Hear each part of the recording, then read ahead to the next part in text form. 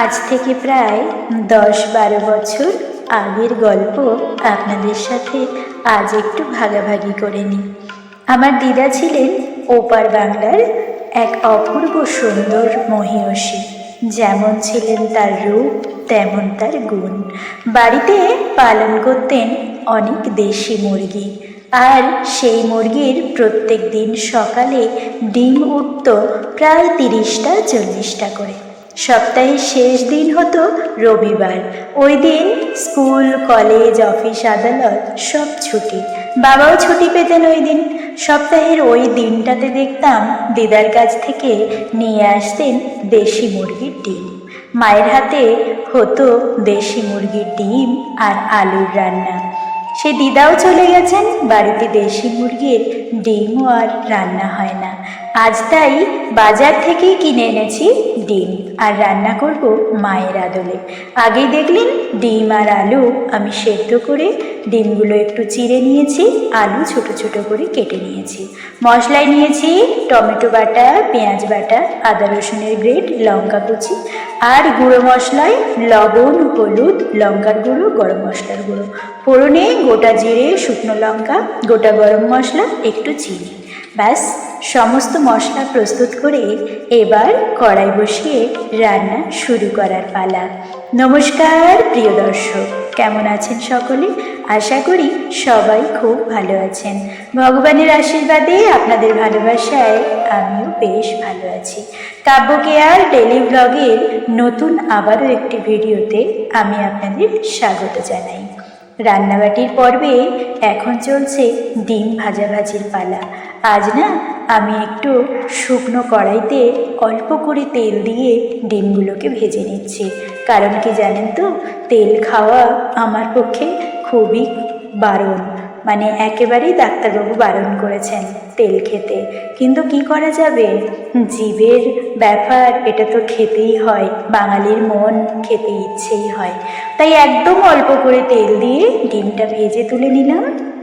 ওই কড়াইতে আবার একটু তেল দিয়ে সেদ্ধ করা আলুগুলোকে বেশ সুন্দর করে ভেজে নিলাম।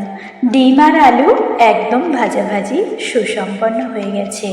কড়াইতে আবার দিয়ে দিলাম অল্প পরিমাণে তেল। এবার দেব ফোড়নে গোটা গরম মশলা, এলাচ, দারচিনি, লবঙ্গ, আর দিলাম শুকনো লঙ্কা, গোটা জিরে, একটু চিনি। দিয়ে দিলাম সমস্ত মশলাগুলো। মশলায় ছিল টমেটো বাটা, পেঁয়াজ বাটা, কাঁচা লঙ্কা কুচি, আর ছিল আদা রসুনের গ্রেট করা অংশ। ব্যাস, এবার মশলাটাকে খুব সুন্দর করে কষাতে হবে। তরকারিতে আমার তেলটা একটু কম দিয়েছি, কেন জানেন তো, ওই যে স্বাস্থ্যের কথা ভেবে তেল আমার খাওয়াই চলবে না। তবুও রসনা তৃপ্তির জন্য যেটুকু দরকার সেটুকু খেতেই হয়। মশলা থেকে তেল ছাড়তে শুরু করে দিয়েছে। এবার ভালো করে মশলা কষানোর পরে ওরই মধ্যে দিয়ে দেব ডিম এবং ভেজে রাখা আলু। মশলার সাথে বেশ ভালো করে সবটা কষিয়ে নিতে হবে। জানেন তো, আমার মা যখন রান্না করতেন, দিদার বাড়ির সেই দেশি মুরগির ডিম আর সাথে থাকতো বাড়ির দেশি আলু। আলুগুলো গোটা গোটাই রাখতেন মা, অল্প লবণ দিয়ে সেদ্ধ করে। সে যে কি অপূর্ব সুন্দর স্বাদের এক তরকারি প্রস্তুত করতেন, তার স্বাদ যেন আজও আমার জিহ্বায় বলে চলে, চল না শৈশবে ফিরে যাই। আজ আর বাড়িতে দেশি আলুর চাষও হয় না, দিদাও নেই, দেশি মুরগিও নেই। দেশি মুরগির ডিম আর পাওয়াই যায় না। বাজার থেকে খুব অকাল কুষ্মাণ্ডের মতো 2-1টা জোগাড় করে আনি।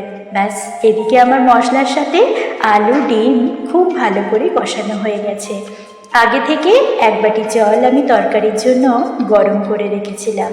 সেই গরম জলটাই অল্প পরিমাণে দিয়ে দিলাম।